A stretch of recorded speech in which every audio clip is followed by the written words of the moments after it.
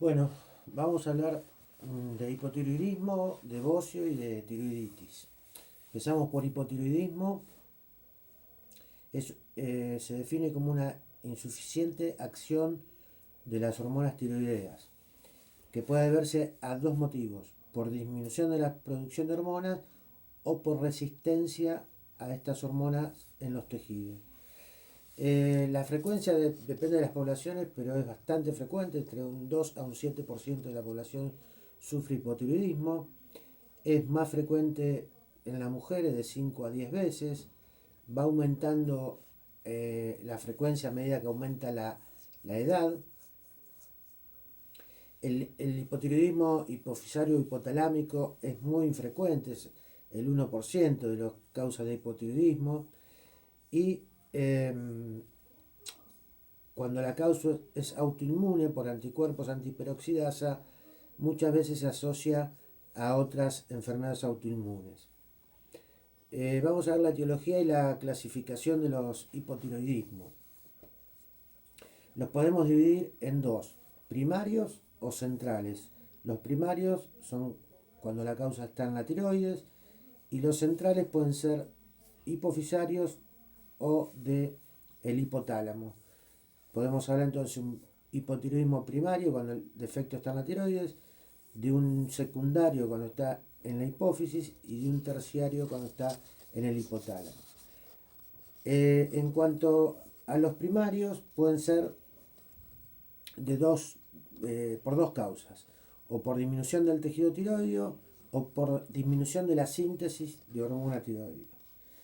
Disminución del tejido tiroideo tenemos a la tiroiditis de Hashimoto y otras tiroiditis. Puede ser posterior a un tratamiento de alguna enfermedad tiroidea, puede ser por radiación o puede ser por infiltración, como en el caso de la amiloidosis o linfoma. Entonces son los cuatro motivos de disminución del tejido tiroideo.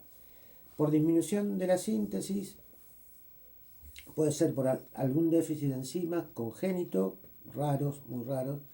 Puede ser por déficit de yodo o puede ser por algunas drogas que disminuyen la síntesis, como el litio y la amiodarona, o el uso subrepticio de antitiroides. En cuanto a las causas secundarias y terciarias, o sea, las hipotálamo hipofisarias, pueden ser por tumores, como el craneofaringioma, por destrucción de tejido o adenoma de hipófisis. Puede ser por trauma, puede ser por posterior a cirugía o posterior a radiación. Puede haber casos por infiltración, como en la hemocromatosis. Hay causas vasculares que pueden ser isquémicas o hemorrágicas de la hipófisis. O puede ser alguna alteración funcional en la liberación de TSH de causa genética. La tercera causas, la primera hablamos de las primarias, las secundarias, terciarias, y la última sería el síndrome de resistencia a las hormonas tiroideas, que es muy raro donde hay resistencia en los tejidos a la función de la hormona. Vamos a ver los aspectos clínicos del hipotiroidismo. Empezamos con los síntomas. Es un paciente que puede estar asintomático cuando es leve, pero los síntomas más comunes son tener astenia, anorexia, intolerancia al frío. Hay síntomas neurológicos como la somnolencia, pérdida de memoria, bradipsiquia. Puede haber alteraciones musculoarticulares como artralgias o debilidad muscular.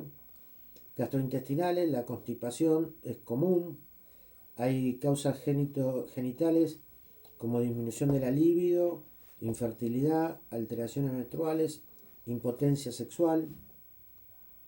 Y en piel y fanera puede ser que manifieste el paciente caída de cabello. ¿Qué signos vamos a encontrar en el examen de un paciente con hipotiroidismo? Bueno, puede tener aumento de peso y puede estar hipotérmico, con una temperatura baja. Desde el punto de vista neurológico, va a ser un paciente con bradipsiquia, bradilalia, puede llegar a tener psicosis, puede referir calambres y puede tener síntomas de polineuropatía y tener semiología de polineuropatía. En cuanto a los músculos esqueléticos, va a tener rigidez articular, disminución de la fuerza muscular, puede verse túnel carpiano, que es por infiltración del nervio mediano al nivel de la muñeca de sustancia mixoide. A nivel gastrointestinal puede haber una citis muy leve y macroglosia, también agranamiento de la lengua. Desde el punto de vista cardiovascular va a ser un paciente con bradicardia, puede estar hipertenso y puede tener derrame pericárdico. En cuanto a respiratorio, puede tener derrame pleural o también puede tener voz grave, gruesa, por infiltración misedematosa de las cuerdas vocales. A nivel genital, oligomenorrea o metrorragias. En cuanto a la piel y faneras, podemos ver una piel áspera, fría, gruesa, es una piel pálida y un cabello fino y quebradizo. Va a haber menor sudor en la piel, desaparece el tercio externo de las cejas y uñas estriadas y quebradizas.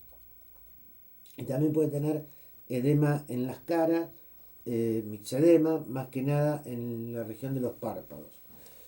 En cuanto a sangre, pueden tener una anemia normocítica normocrómica, que generalmente es regenerativa.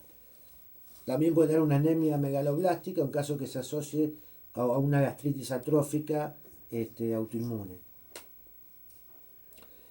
Otro hallazgo del examen físico puede ser la hipoacusia, puede ser el aumento de peso, que generalmente se debe más que nada al mixedema, es muy poco por el aumento de grasa, porque a pesar de tener un gasto energético bajo, también sufren de hiporexia o anorexia, así que el aumento de grasa no es importante. Y también otra manifestación puede ser el aumento del colesterol, sobre todo, y no tanto de los triglicéridos. Y también pueden cursar con aumento de la prolactina, que se corrige con el tratamiento del hipotiroidismo. ¿Cómo tratamos al hipotiroidismo? Bueno, lo reemplazamos con levotiroxina. Hay que tener cuidado si sospechamos enfermedad coronaria en el paciente antes de empezar a tratarlo, porque podemos desencadenar la enfermedad coronaria, lo mismo que la insuficiencia suprarrenal. En caso que la sospechemos, debemos pesquisar estos dos patologías antes de tratarla. Se toma la levotiroxina 30 a 60 minutos antes del desayuno, porque si lo hacemos con comidas se adhiere a esta y no se absorbe. Y la dosis es de 25 a 200 microgramos por día. Se ajusta, se empieza con una dosis baja y se ajusta de 25 a 50 microgramos cada 4 a 6 semanas. Una vez que logramos normalizar la TSH, que es con lo que nos guiamos para el tratamiento, el control a los 6 meses y luego lo podemos seguir haciendo en forma anual. Hay que tener en cuenta que si el paciente aumenta de peso o está embarazada, es muy probable que tengamos que controlar porque va a aumentar el requerimiento. El hipotiroidismo subclínico es aquel que tiene una TSH elevada, porque en el hipotiroidismo clínico vamos a tener TSH elevada con T4 disminuida. En el subclínico tenemos TSH elevada pero con T4 normal. El consenso general es no tratarlo, pero algunos dicen que hay que tratarlo si tenemos una TSH que ya supera los 10, o en el embarazo, o si el paciente aparte presenta bocio, o si el paciente tiene hipercolesterolemia. En esos 4 casos podríamos tratar el hipotiroidismo subclínico. Bien, algunas palabras sobre el bocio. Es el aumento de tamaño de la glándula tiroidea y puede ser de 3 formas: difuso, multinodular o nódulo único. Y en cuanto a la función, puede ser que sea normal, tener bocio eutiroideo, o puede ser que esté alterado hacia el hipertiroidismo, por ejemplo en un nódulo tóxico, o en un multinodular con un nódulo tóxico, o hacia el hipotiroidismo. El difuso generalmente se debe o al déficit de yodo o a la enfermedad de Hashimoto, que vamos a que puede cursar con hipernormo o hipotiroidismo. Generalmente tiende a la larga a terminar en hipotiroidismo. El diagnóstico lo hacemos de la función con TSH y T4 libre, y el Hashimoto lo definimos por la presencia de anticuerpos antitiroglobulina, antiperoxidasa. Puede ser que el bocio sea asintomático o puede ser que dé síntomas de compresión, o como disfagia o disnea si comprime el esófago, si comprime la tráquea. También puede comprimir el recurrente y dar disfonía o voz bitonal. En el difuso hacemos control anual de la función tiroidea y si hay síntomas de compresión es cirugía. En cuanto al multinodular, generalmente es asintomático, puede dar hipertiroidismo si uno de esos nódulos es tóxico con hiperfunción.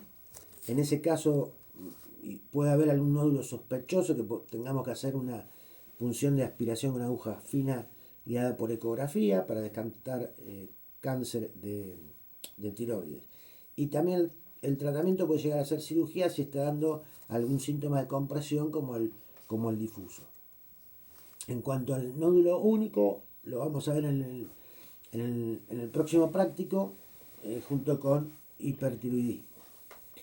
Ahora nos vamos a referir un poco a las tiroiditis, que es la inflamación de la glándula tiroides, y las podemos dividir en agudas, subagudas y crónicas. Las agudas tenemos 4 posibilidades. Una que sea bacteriana, puede ser que se infecte por el estafilococo o el estreptococo, son los más comunes. Puede ser micótica en inmunodeprimidos como la Aspergillus o la Cándida. Puede ser por radiación, post-tratamiento con yodo 131, que da una tiroiditis. O puede ser medicamentosa por el consumo de amiodarona. Igual la amiodarona también se puede manifestar en forma subaguda o crónica.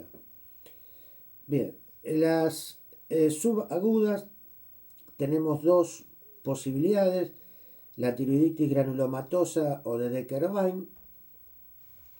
Esta tiroiditis generalmente es posterior a una infección viral. Varios son los virus que pueden producir este cuadro. Los síntomas a veces se confunden con una faringitis, por eso a veces pasan desapercibidos. Va a tener 3 etapas en cuanto a la función. Primero va a dar un hipertiroidismo por destrucción de las células y liberación de las hormonas. Después va a pasar una etapa de hipotiroidismo, cuando esta destrucción deja de producir exceso de escape hormonal. Ambas duran semanas hasta que después va a pasar una etapa de eutiroidismo y va a volver a la normalidad. En el momento subagudo va a cursar con dolor, con fiebre y aumento de tamaño de la glándula. El tratamiento es general con antiinflamatorios, con DAINE, o se puede llegar a usar glucocorticoides. Es raro que tenga que tratarse el hiper o el hipotiroidismo porque generalmente son formas leves. La segunda subaguda que tenemos es la tiroiditis silenciosa. Esta no da dolor, a diferencia de Decker-Wein. Es por anticuerpos, tiene anticuerpos positivos y también puede pasar por las 3 etapas de hipertiroidismo de semanas con hipo y luego vuelve a la normalidad. Lo que sí en este caso vamos a hacer un control anual porque a lo largo de los años muchos se van pasando al hipotiroidismo ya crónico. Dentro de esta hay una particular, dentro de las tiroiditis silenciosas, que es la etapa del puerperio, que se ve en mujeres posparto, y generalmente la silenciosa se puede tratar con propanolol cuando están hipertiroideos, o con T4 cuando tienen síntomas de hipotiroidismo. Por último tenemos las tiroiditis crónicas y podemos hablar de 2. Una es la tiroiditis Hashimoto, que es mucho más en mujeres, 4 a 10 veces más. Es un bocio firme, presenta anticuerpos positivos y puede tener una primera etapa de hipertiroidismo y luego pasa al hipotiroidismo cuando se cronifica. Y tenemos la tiroiditis de Riedel, que es muy rara, se produce una fibrosis de la glándula, también es más común en mujeres adultas, provoca un bocio indoloro que puede comprimir el esófago, la tráquea, vena de cuello o el nervio recurrente. Generalmente están eutiroides, es muy raro que altere la función y el tratamiento es con cirugía si hay algún síntoma de compresión. Bueno, muchas gracias por todo, por ahora.